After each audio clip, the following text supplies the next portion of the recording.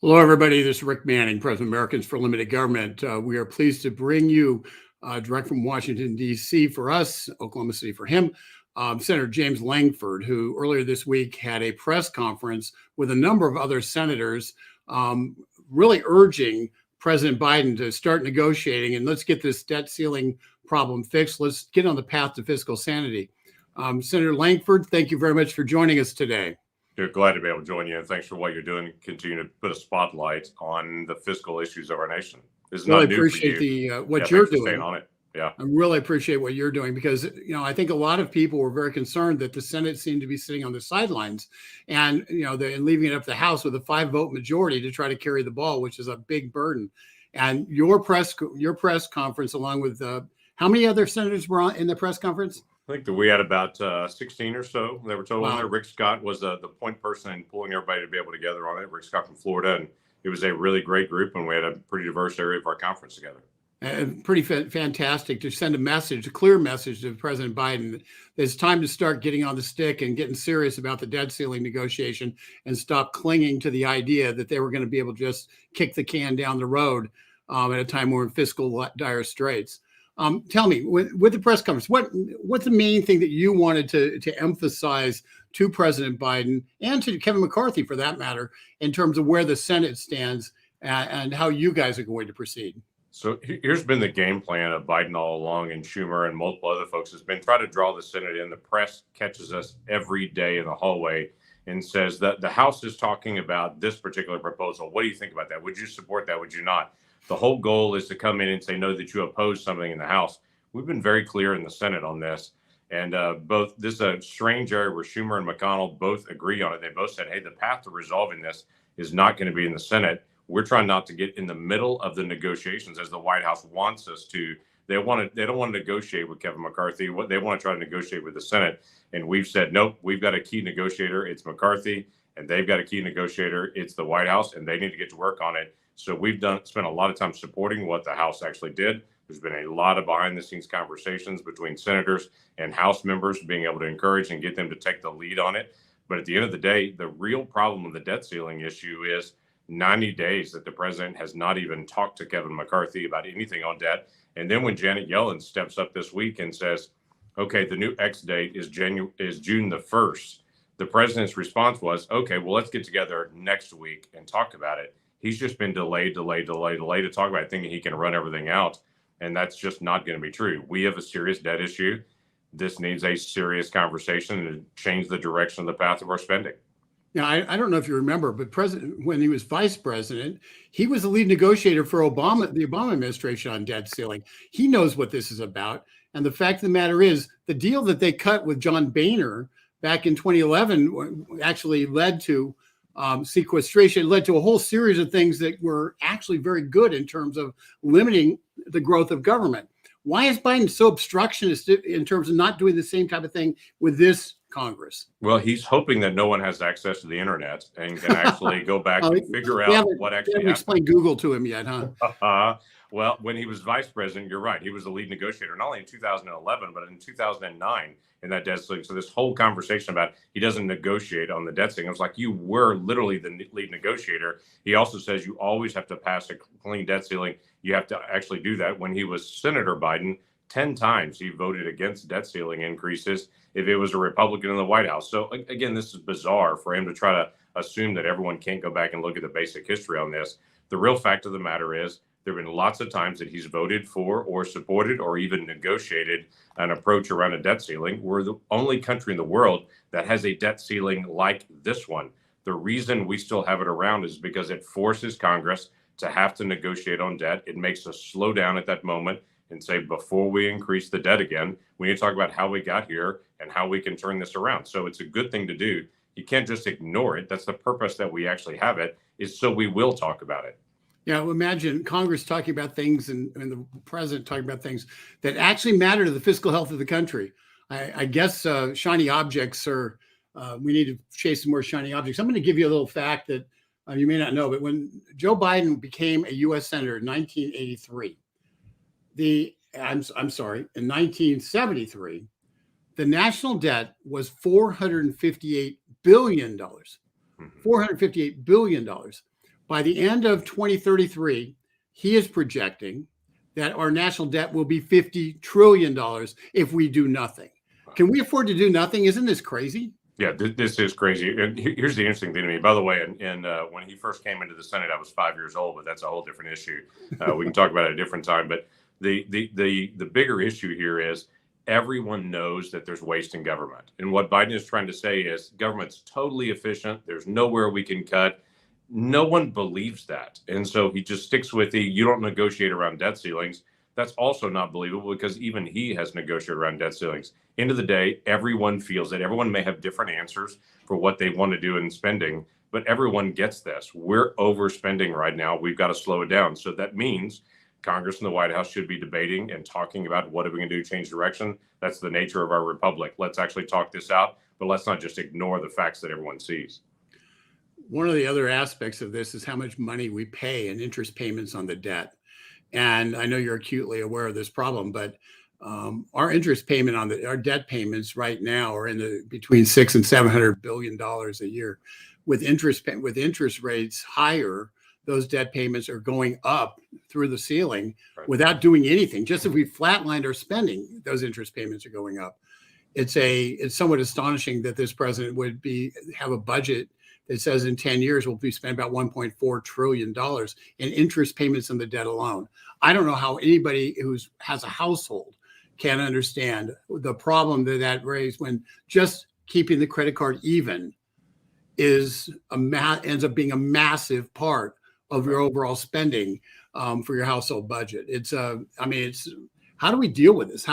We've got banking crisis that's related to the interest payments and all the debt treasury bills. We have all those different problems that are coming. We have the inflation rate that jumped because of all the spending. How do we get this guy's attention to let him know that status quo, we can't just keep doing the same stupid thing over and over again? 100% cannot keep doing the same dumb thing over and over again. I would tell you, a lot of people that I talk to have moved from being angry with government to now being afraid that no one's going to solve this. And it's not just this on the debt ceiling. It's exactly what you talked about. It's the border, it's the banking, it's everything else that seems to be spiraling out of control. No one has any idea what Biden's foreign policy is on anything. And so they feel like America is drifting and they're not used to America drifting. And then they raise the issue of the debt ceiling and they come to me and they say, you have to raise the debt ceiling or there'll be a fiscal calamity. And I say to them, look around. We have high interest rates. We have all these things that are going on. This is a direct result of government overspending. We're already living in a real crisis moment that we're trying to be able to manage. If we don't actually proactively take steps to be able to turn this around, this does continue to get worse. So let's do the right thing. Let's actually stop. Let's talk this out and let's figure out what is the right way to be able to slow down spending and to get us back on track. Not going to happen in a year. We're not going to get in balance in 5 years, 6 years, probably 10 years. But we got to change the direction of what we're doing and start getting us back in the right direction again. Yeah, I call this a step in the right direction because quite honestly, and I'm not going to ask you to comment on this, but it's pretty obvious that when you're spending 75% of your budget on mandatory programs, it's really hard to balance the budget with 20 when you're really dealing with 30% of the budget. Right. And half of that is defense, which you can have with China rolling around the world trying to attacking us everywhere. How do we cut defense into those circumstances? So we're in a tough situation. I remember when Joe Biden used to say he was a uniter. Has he been a uniter on this? No. He's been one that's basically trying to stiff arm everybody and say, we're not going to talk about it. We're not going to debate it. This is not about uniting. This is about trying to make it partisan. We're not trying to make this partisan. We're trying to just state the obvious that everyone else sees and says, let's actually solve this problem and let's start talking about it. They want to throw up everything in the world, and President Biden doesn't want to sit down and talk about it. Literally, he was a better uniter as a vice president than he has been as a president. So it is where we are, but we as Americans have got to be able to deal with what we have in front of us and to be able to say, what are we going to do to actually solve this problem right now with who we have? We have a deadline in January. I think she said June 1. Yellen said that is the deadline. Have there been any timetables laid out on how this is going to proceed? Are we going to be sitting there on May 30th dealing with you guys at midnight, May 31, midnight, trying to pass something because there's this deadline, which, by the way, the defaulting on the debt is a choice. About 20% of the economy, of the interest payments on the debt make about 20% of our payments. presumably we're paying everything else. So you can make a choice of what you're going to pay in that mix, and you don't have to default on the debt. That's a choice by the administration if they choose to default, isn't it? Yeah, we're in what's called extraordinary measures right now, where they're not paying into certain funds and such currently right now. So technically, we're not paying all the things that are supposed to be there because we're in those extraordinary measures. The June 1 date, I really think, is going to slip to the right. This is notorious for, quite frankly, every Treasury Secretary always throws out the worst possible case when you get into a debt ceiling conversation. Mnuchin and his team also threw the same kind of dates out that we looked at and thought, okay, it's actually later than that. So I don't think it's June 1, but I do think it's going to be coming soon. This is an issue that we've got to address, that should be addressed, will be addressed, but we've got to actually get the president to the table and not just saying, not going to talk about it. I'm going to bury my head in the sand and put my hand over my ears and yell, la, la, la, la, la. Okay, we actually have to sit down and to talk about this. And this is the adult conversation America needs. Last question. What can people do? How can they help you help solve this problem? Well, I think it's continuing to be able to raise issues of overspending. I think most Americans see issues and to say we're overspending in this area. I put out every year a federal fumbles book. It's going to actually come out in 2 weeks now. That's just how the schedule worked out. Wasn't necessarily connected to the debt ceiling conversation, but just in our annual release time, this was the time it's coming out. But we focus a lot on areas of wasteful spending, things that we see on it, encouraging others to be able to say, hey, there are areas where we can cut. We should actually do that. There are areas that we as Americans, as taxpayers, shouldn't be paying for. Then let's find a way to be able to not pay for that, where local governments and other entities need to be able to pay their responsibility on it. So that's one thing. Keeping in contact with the White House to be able to say, hey, actually sit down and talk. I need people talking, not people saying they're not going to talk. And then finding ways to be able to encourage people that are actually trying to solve the problem. We as Americans are great about saying somebody needs to fix that. And then when somebody fixes it, they're like, yeah, I don't 100% agree with the way that got fixed. Okay, I'm going to ask you one extra little thing.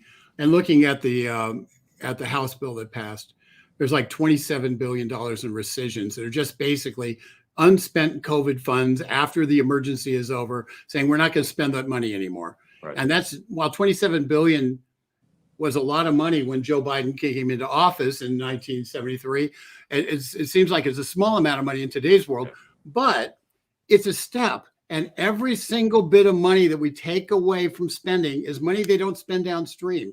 Right. And that to me is a critical point, that this isn't all about draconian cuts. In fact, it isn't draconian cuts.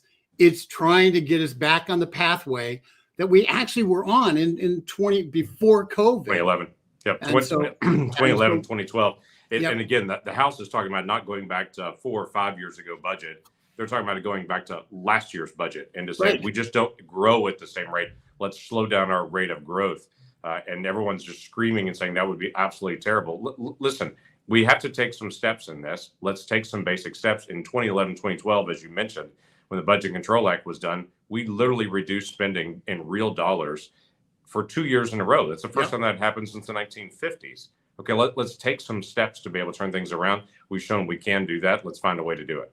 Yep, it's a 1% growth rate after you move back 1 year. And I think most of us would say, if in our own budgets, if we could say, we're in dire fiscal straits and the only way we can get out is by only spending 1% more next year than this year, I think Dave Ramsey's head would explode. But besides that, it would be, most of us feel very blessed to be in that situation. That's exactly what's on the table right now.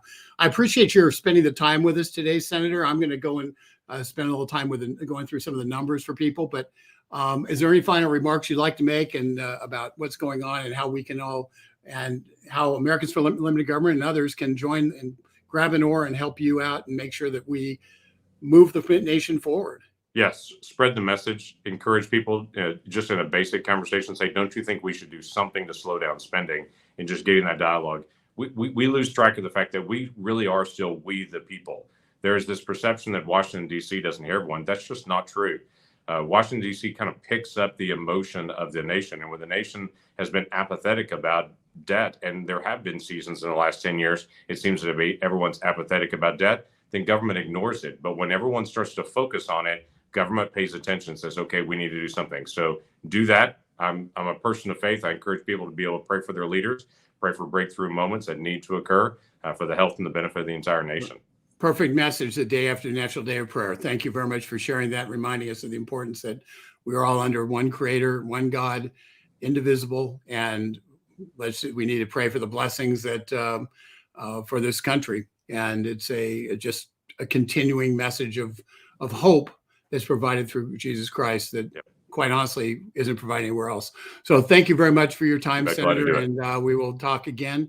And I just want to let you know that you have some of the best staff on Capitol Hill, and I really appreciate the opportunity to work with them. Well, it's a great team. Glad to be able to serve the nation through them.